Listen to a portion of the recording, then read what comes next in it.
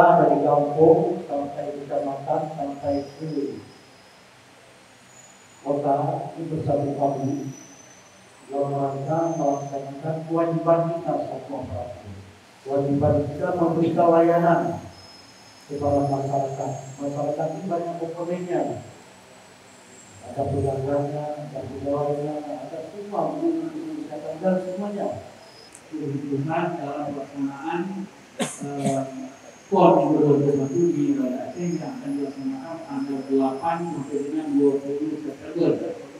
Lebih kurang ada 12 hari pelaksanaan dan pasti 2 minggu sebelum pelaksanaan harus sudah mulai berjalan.